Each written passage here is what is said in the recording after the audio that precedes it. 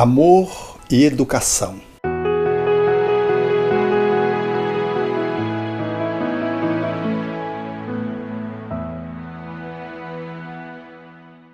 Efetivamente, em a sociedade, nós devemos experimentar um bom funcionamento nela se observamos as suas normativas. Toda a sociedade tem nas entranhas do seu funcionamento regras sociais que, não observadas, geram conflitos, problemas. Esse processo se estabelece em vários níveis, desde a relação entre sociedades que representam países, quando não observa os tratados internacionais, até a microsociedade, que é o lar, também regida por leis, que, quando transgredidas por um dos seus membros, gera desconforto e sofrimento. No lar, os pais, quando criam os filhos, vão estabelecendo normas que vão ficando inscritas nas consciências, nas personalidades, e os filhos vão obedecendo essas normas ao longo do tempo. Não estão escritas, mas eles estão informados dessas normas e se movimentam observando e às vezes não observando essas normas, o que sugere uma harmonização ou não, dependendo do manejo como se faz dos pais em relação aos filhos a esse processo de transgressão às normativas domésticas. Se um cidadão está caminhando a via pública e não observa uma norma social de respeito ao outro e transgride essa norma lesando o outro numa agressão letal, ele pode ser cerceado na sua liberdade, alcançado pela justiça e ficar na posição de um prisioneiro por ter cometido um homicídio. Se, dentro dessa movimentação, não observa as leis do trânsito, ele é alcançado por uma multa e, naturalmente,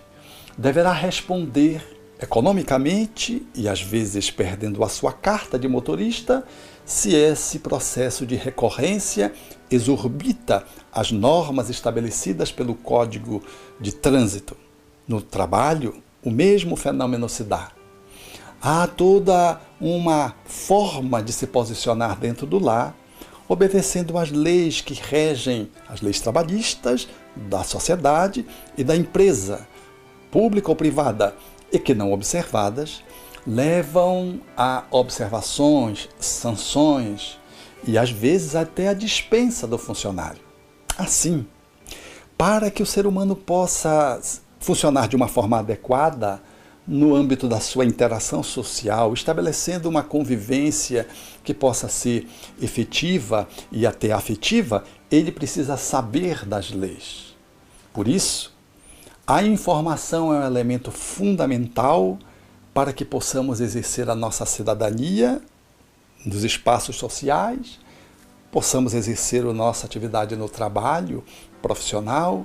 possamos nos deslocar aqui e acolá nos diversos ambientes em que a sociedade contém, no ambiente religioso, por exemplo, que tem uma normativa de funcionamento de conformidade com a religiosidade, e dentro do lar. Informarmos-nos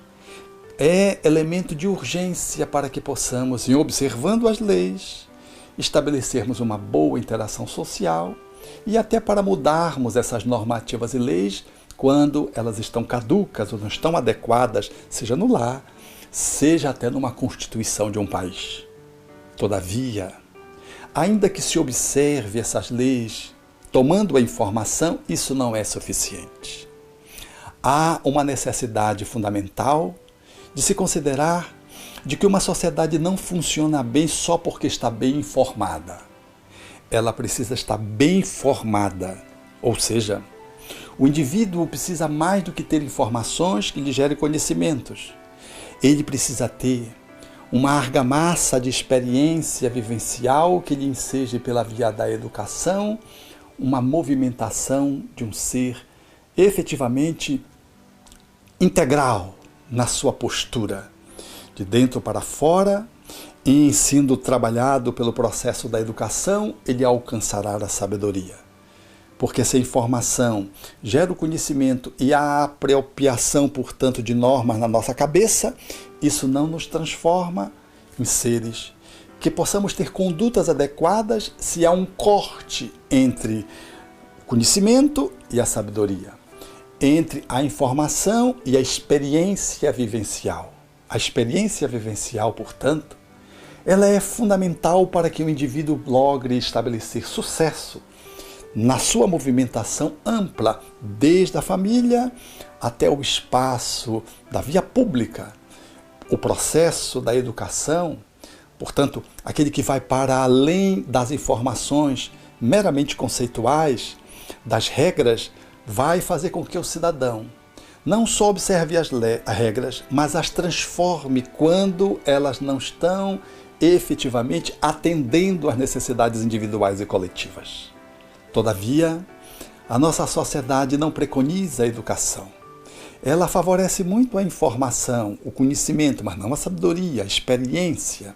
Ela faculta muito uma expressão conteudista, tal como as escolas muitas vezes se prendem apenas ao aspecto da apreensão intelectual da informação, de uma racionalidade bem posta, da compreensão das matérias, das disciplinas. No entanto, raras vezes vamos observar o educador ou o professor valer-se das abordagens que sempre são primorosas para efetivamente exercer o seu verdadeiro papel, que é de educador, de formador de uma nova personalidade, a partir de si mesmo, ensejando, portanto, mais do que uma informação escolar conteudista, uma formação do educando num ser que está para além da cidadania, compondo o ser bom, justo, honesto, verdadeiro, íntegro, que necessariamente passa pelo papel do professor, que deve ser, na escola, o gestor da educação. Desse modo, é de bom tom que possamos avaliar como nós estamos nos movimentando do ponto de vista da nossa inserção social, desde o lar,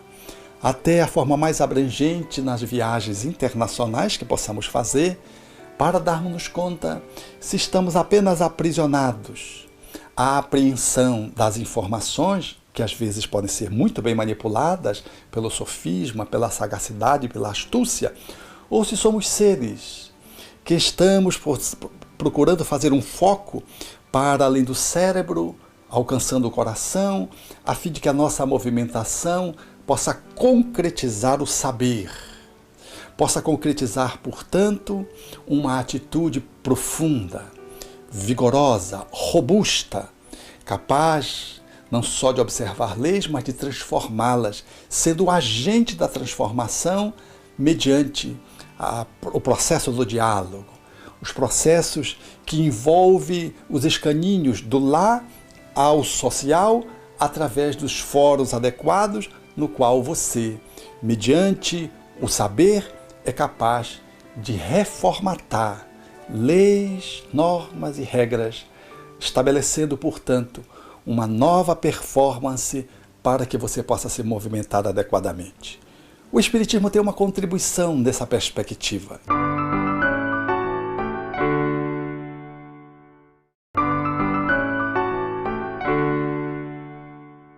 Portanto, é importante não apenas observar as leis do trânsito com medo de multa, observar as leis sociais com medo do aprisionamento, observar as notas na escola para poder passar de ano, observar as normas domésticas com medo do pai e da mãe. Isso é muito pouco. É um ser que está se colocando precariamente na sua movimentação individual e social. É necessário pensar no processo da educação, que reúne, na perspectiva do conhecimento espírita, a arte de modelar caracteres novos,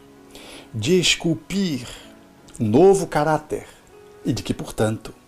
passa necessariamente por um mergulho interno que faz aflorar do ser toda uma dinâmica essencial do qual ele é portador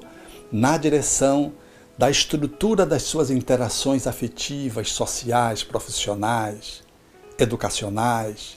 com os amigos. Desse modo, é importante considerar que a educação ela deve não só observar as informações, mas dar um trato de civilidade, um trato de amorosidade, de energia, de carinho, que está para além do verniz social, da máscara comportamental, de alguém que observa as leis duramente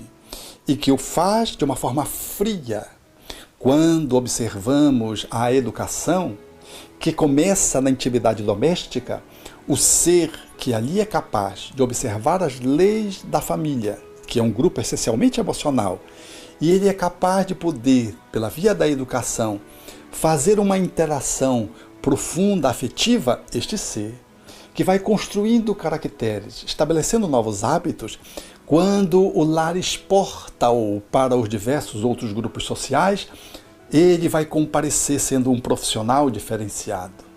Sendo na avenida alguém que é capaz de frear o carro, muito embora tenha razão, para que o outro, que fez uma manobra inadequada, possa colocar o seu carro à frente.